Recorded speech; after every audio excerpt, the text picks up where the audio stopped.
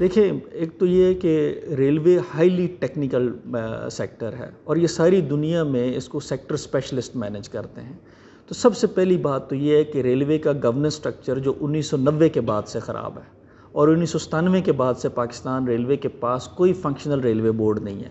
تو سب سے پہلے تو آپ ریلوے بورڈ کو بحال کریں تاکہ جن لوگوں کو اس سیکٹر کی سوجھ بوجھ ہے وہ ریلوے کے معاملات کو چلائیں.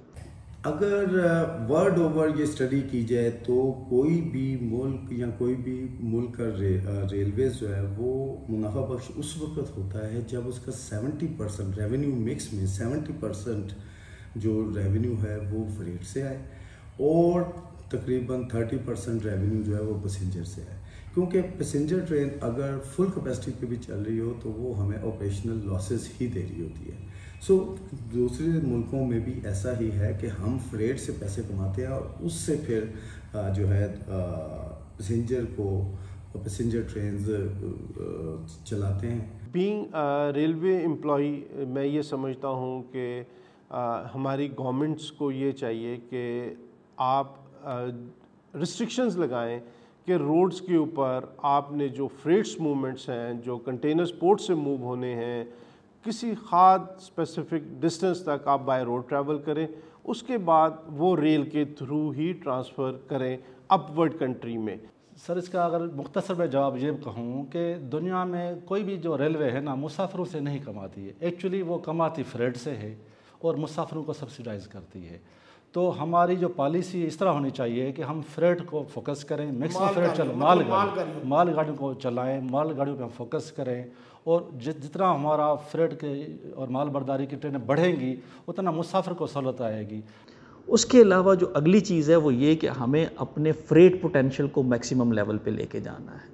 تیسرے نمبر پہ ہمیں جو ہے نا وہ R+P ماڈل، جس کو ریلوے پلس پراپرٹی ماڈل کہتے ہیں، جو ہانگ کانگ میں بھی ہے، جو جاپان میں بھی ہے اور دنیا کے دوسرے ترقی یافتہ ممالک میں بھی ہیں، کہ آپ اپنی سروس بلڈنگز کو، آپ اپنے دوسرے ایسٹس کو کیسے بہتر طریقے سے استعمال کر سکتے ہیں.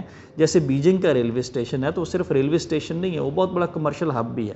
تو اسی طرح سے ہمارے جو لاہور کے ریلوے اسٹیشنز ہیں، کراچی کے ریلوے اسٹیشنز ہیں، ملتان کے ریلوے اسٹیشنز ہیں، ان کو بہت بڑے کمرشل ہب اور کمیونٹی پوائنٹ بنانے کی ضرورت ہے کہ تاکہ نہ صرف ہم وہاں سے ٹرین سروس چلائیں بلکہ دوسرے جس کو نان فیئر ریونیو کہتے ہیں وہ بھی ہم وہاں سے جنریٹ کریں. اس کے علاوہ سب سے زیادہ یہ ہے کہ ریلوے کو امپروو کرنا، اس کے انفراسٹرکچر کو امپروو کرنا بہت ضروری ہے. اس کے لیے گورنمنٹ کو زیادہ سے زیادہ توجہ دینی چاہیے اور اس میں انویسٹ کرنا چاہیے. اگر میں تھوڑا سا بتاؤں تو انڈین ریلوے کا ہم کہتے ہیں جی کہ حالانکہ وہ ہم سے تقریباً 10 گنا بڑا ریلوے انفراسٹرکچر ہے. انڈین ریلوے میں 1999 سے انڈین گورنمنٹ تقریباً 1000 ارب روپے انویسٹ کر رہی ہے اور اب ان انفراسٹرکچر کو امپروو کر رہی ہے. لیکن by chance due to limited resources ہم اس میں اتنا انویسٹ نہیں کر سکے.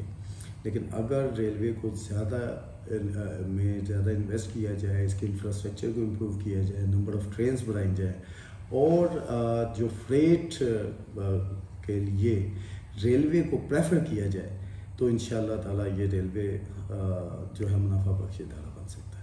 اس کے علاوہ ساتھ ساتھ یہ بھی کرنا چاہیے، یہ کیونکہ کچھ لیولز کے ڈیسیژنز گورنمنٹس کے ہیں کہ جو گورنمنٹس کے جو فریٹس ہیں، جو گورنمنٹ اپنی ڈفرینٹ محکمے اپنی جو پروکیورمنٹس کرتے ہیں اور ان کی جو موومنٹس کرتے ہیں، جیسے کہ ڈیزل کوموڈٹی ہے PSO کی، اس کو باؤنڈ کیا جائے کہ وہ کراچی سے بھی وہ بائی ریل موو کریں، تاکہ کیونکہ ریل ایک قومی اثاثہ ہے، ریل ترقی کرے گا تو پاکستان بھی ترقی کرے گا.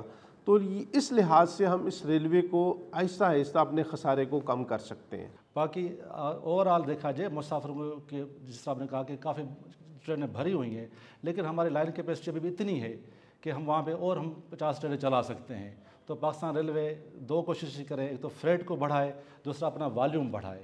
تو امید ہے کہ آپ کا پاکستان ریلوے کبھی بھی دنیا کی کسی ریل سے پیچھے نہیں جائے گا. تو اگر ہم ان چیزوں پہ ایک جامع حکمت عملی بنائیں گے تو ریلوے کو ایک بریک ایون سے اوپر لے کے جایا جا سکتا ہے. اور ہسٹوریکلی پاکستان میں 60s تک 70s تک ریلویز بریک ایون سے اوپر چلتا رہا ہے.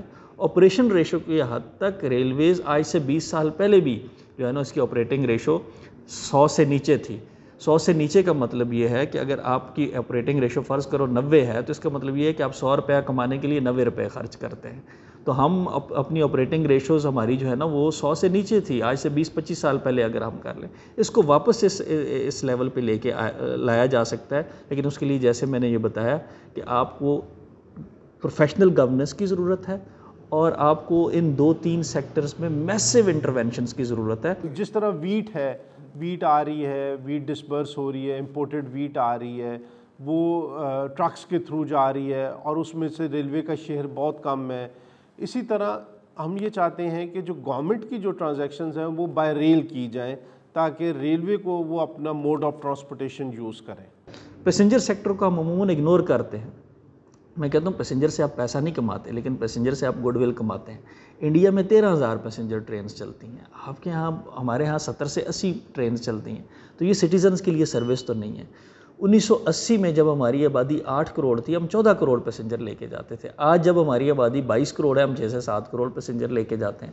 تو ہمیں پیسنجر سیکٹر میں بھی ایکسپینشن کی ضرورت ہے, لیکن اس کے لیے ہمیں ریلویز میں پروفیشنل تھنکنگ لے کے آنی پڑے گی. اور پروفیشنل تھنکنگ کے لیے ضروری ہے کہ پروفیشنل ریلوے بورڈ ہو.